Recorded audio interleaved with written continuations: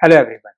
मैं अपने last video में आपसे बात कर रहा था कि कैसे आप अरिथमेटिक मीन को इंडिविजुअल और डिस्क्रीट डाटा सीरीज के केस के अंदर कैलकुलेट कर सकते हैं, और उस वीडियो का लिंक आपकी स्क्रीन पर डिस्प्ले हो रहा है। अगर आपने मेरा वीडियो अभी तक नहीं देखा है तो उसको देखना ना भूलिएगा। आज मैं आपसे बात करने वाला हूँ अरिथमेटिक मीन की कैलकुलेशन के बारे में in case of continuous data series.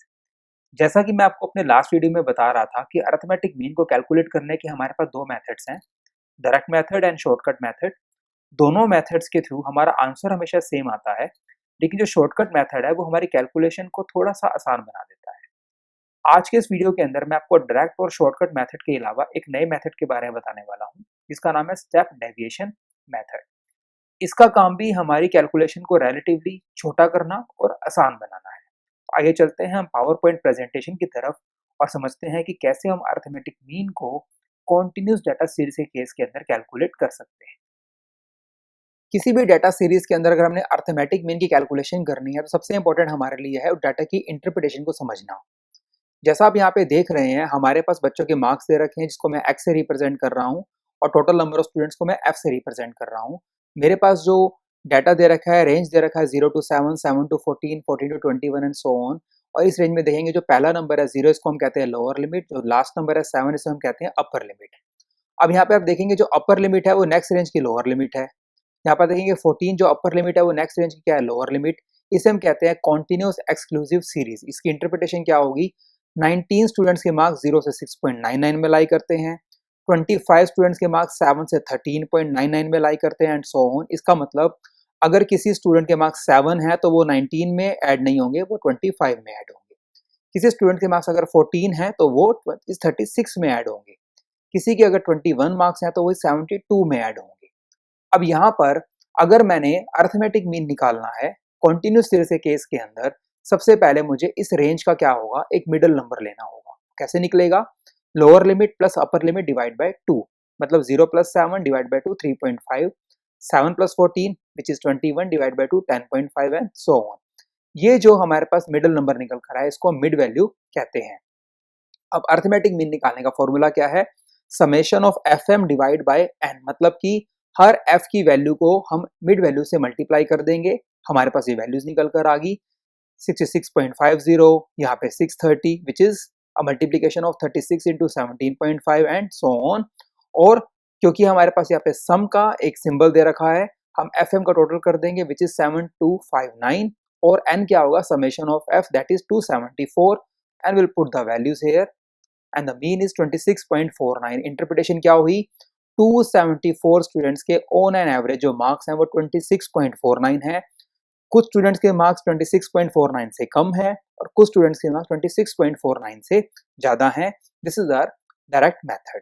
आप इसी क्वेश्चन को शॉर्टकट मेथड से भी सोल्व कर सकते हो। यहाँ पर सेम मैंने मिड वैल्यू को लिया हुआ है, जैसा कि मैंने पहले आपको बताया था कैसे कैलकुलेट किया है। अब यहाँ पे मैं क्या करूंगा, इस मिड वैल्यू में से मैं किसी एक नंबर को एज्यूम मीन मान लूंगा। मैंने यहाँ पे 24.5 का एज्यूम मीन लिया है। आप चाहें तो किसी और नंबर को भी एज्यूम मीन ले सकते हैं, चाहे 3.5 ले लो, चाहे 10.5 ले लो, चाहे 45.5 ले लो। बट आपको याद रखना है जिस नंबर को आप एज्यूम मीन लोगे, फॉर्मूला के अंदर यहाँ पर एक ही जगह पे उसी नंबर को लेके चलोगे, और जब आप डीएक्स की कैलकुलेशन करोगे तो हर मिड वैल्यू में से उसी एज्यूम मीन को लेस करोगे। जैसा आप यहाँ पे देख रहे हैं, मैंने 24.5 को एज्यूम मीन लिया, तो मैंने हर मिड वैल्यू में से उस एज्यूम मीन को लेस कर दिया। 3.5 minus 24.5 minus 21, then minus 14, then minus 7। इस तरीके से मैंने डेविएशन ले लिया, और फिर मैंने क्या करना है, हर फ्रीक्वेंसी को इस dx से मैंने यहाँ पर मल्टीप्लाई कर देना है। तो 19 माइनस 21, हमारे पास जो दो वैल्यू दे रखी हैं इनको आपस में मल्टीप्लाई किया, माइनस 399, 25 और माइनस 14 मल्टीप्लाई किया, minus 350 and so on. F D x हमारे पास निकल कर आ गया। फॉर्मूला में देख रहे हैं समेशन दे रखा है, तो एफ डी एक्स की जो मल्टीप्लीकेशन होगी, मतलब एफ और डी एक्स की जो मल्टीप्लीकेशन होगी, उन सभी की वैल्यू को टोटल लिया, 546 आया। एज्यूम मीन कितना था, 24.5। एन क्या है, summation of F that is 274। हमने वैल्यूज को पुट किया and still we are getting the same answer, that is 26.49, and this is our shortcut method। अब यहाँ पर आप देख रहे होंगे कि मैंने 19 को माइनस 21 से मल्टीप्लाई किया, 25 को माइनस 14 से मल्टीप्लाई किया। कई बार क्या होता है, इस तरह के नंबर्स में जब मल्टीप्लीकेशन करते हैं तो हमसे ह्यूमन एरर हो सकती है, मतलब मल्टीप्लिकेशन में गलती हो सकती है और मे भी हमें कैलकुलेटर को यूज करना पड़े। ऐसा किस लिए? क्योंकि हमारे पास राउंड फिगर्स नहीं है। तो आप चाहें तो आप अपनी इस मल्टीप्लिकेशन को आसान बना सकते हैं, आप चाहें तो इस dx की वैल्यू को और छोटा भी कर सकते हैं। इसके लिए जो मेथड यूज करते हैं उसे हम स्टेप डेविएशन मेथड कहकर बुलाते हैं। सेम डाटा मेरे पास है, मिड वैल्यू दे रखी है, यहाँ पर फॉर्मूला थोड़ा सा बदल चुका है। पिछले स्लाइड के अंदर जो फॉर्मूला था वो एफ डी एक्स था, यहाँ पर एफ डी एक्स डैश आ गया है। एज्यूम मीन दे रखा है और यहाँ पर इनटू में एक और वैल्यू है, वो क्या है? I. I stands for common value, जैसा कि आप यहाँ पे देख रहे हैं।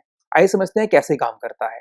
सेम मैंने 24.5 को एज्यूम मीन ले लिया, मैंने dx निकाला, हर मिड वैल्यू में से मैंने क्या किया, इस एज्यूम मीन को लेस कर दिया, -21 -14 हमारे पास आ गया। आपके पास जो dx निकल कर आया है, अब आपको एक उसको इस सभी के सभी dx को एक कॉमन नंबर से डिवाइड कर देना है। अब मैंने यहाँ पे क्या किया है, इन सभी के सभी जो dx के नंबर हैं उसको एक कॉमन वैल्यू मतलब 7 मैंने लिया और उससे इन सभी नंबर्स को मैंने डिवाइड कर दिया।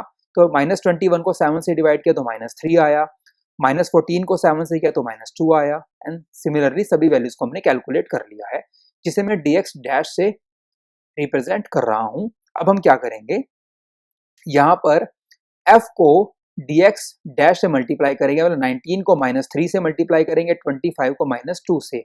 अब मल्टीप्लीकेशन आसान है। पिछली स्लाइड में हमने 19 को -21 से किया था, लेकिन अब हमारी वैल्यू छोटी हो चुकी है, अभी क्या -3 हो चुकी है। अब मल्टीप्लाई इजीली कर सकते हैं, एफ डी एक्स डैश निकल कर आ गया, टोटल ले लिया विच इज 78। फॉर्मूला को देखेंगे, एज्यूम मीन क्या है 24.5, एन क्या है 274 which is summation of F, और कॉमन वैल्यू जो हमारी है वो है 7, उसको हमने यहाँ पे मल्टीप्लाई कर दिया and still the answer is 26.49।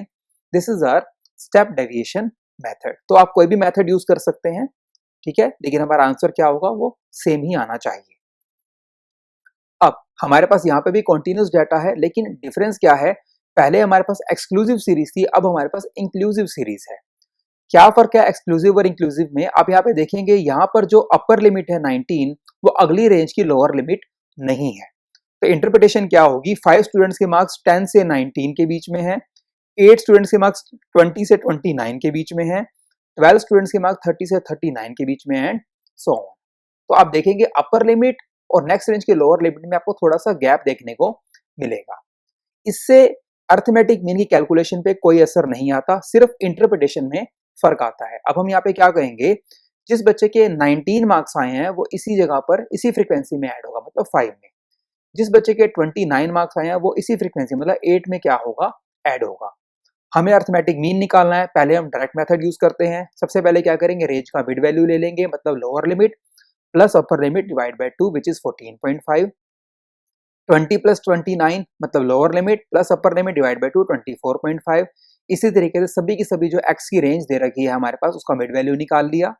Formula क्या है, summation of F M divide by N. F को मिड वैल्यू से मल्टीप्लाई किया, हमारे पास एफ एम निकल कर आया, टोटल लिया 1420। टोटल नंबर ऑफ स्टूडेंट्स क्या है हमारे पास 40, डिवाइड किया 35.5 वैल्यू निकल कर आ चुकी है।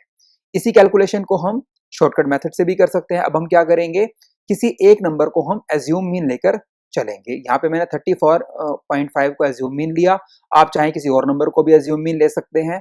अब हम क्या करेंगे, इस एज्यूम मीन को लेकर चलेंगे और m में से क्या कर देंगे, उसको लेस कर देंगे, जैसा आप यहाँ पे देख रहे हैं 14.5 माइनस 34.5, 24.5 माइनस 34.5, ये dx निकल कर आ गया। और ये जो dx निकल कर आएगा हम उसको क्या करेंगे, f से मल्टीप्लाई कर देंगे, मतलब 5 into -20, 8 into -10, 12 into 0, 8 into 10 and 7 into 20, ये आ गया F D X which is 40। N क्या था 40, एज्यूम मीन क्या था 34.5 and the answer is 35.5। Calculation को और आसान बनाना चाहते हैं, you can go for step deviation method, जैसा हमने पीछे यूज किया। हम एक कॉमन वैल्यू से सभी वैल्यू को क्या कर देंगे, यहाँ पर डिवाइड करने वाले हैं। मैंने यहाँ पर क्या किया, सभी वैल्यूज को यहाँ पर डिवाइड कर दिया है, dx डैश लेके चल रहा हूं मैं, कॉमन वैल्यू मैंने यहाँ पर ले ली है जो कि क्या है 10। क्या कर रहा हूं मैं, यहाँ पर जो dx है मेरे पास माइनस का 20, इसको 10 से डिवाइड किया आ गया -2, -10 को 10 से डिवाइड किया आया -1 एंड सो ऑन। मतलब हर dx की वैल्यू को मैंने 10 से डिवाइड कर दिया और dx डैश निकल कर आ गया। अब हम क्या करेंगे, इस फ्रिक्वेंसी को dx डैश से मल्टीप्लाई करेंगे, मतलब 5 into -2 -10, 8 into -1 -8, 12 into 0 0, 8 into 1 8 and 7 into 2 14। ये आ गया FTX डैश। टोटल क्या आया 4, मतलब कि माइनस के 18 और प्लस के 22, प्लस का 4 आ गया। वैल्यू को पुट करना है। एज्यूम मीन क्या है 34.5। FDX डैश का टोटल क्या है 4, n क्या था 40, कॉमन वैल्यू क्या है 10, तो इंटू में i जो था इंटू में क्या आ गया 10, and still the answer is 35.5। So that was all about arithmetic mean in case of continuous data series. I hope आपको ये वीडियो अच्छा लगा होगा, तो उसको लाइक एंड शेयर करना ना भूलिएगा। और अगर आपने मेरा चैनल अब तक सब्सक्राइब नहीं किया है तो please do subscribe my YouTube channel.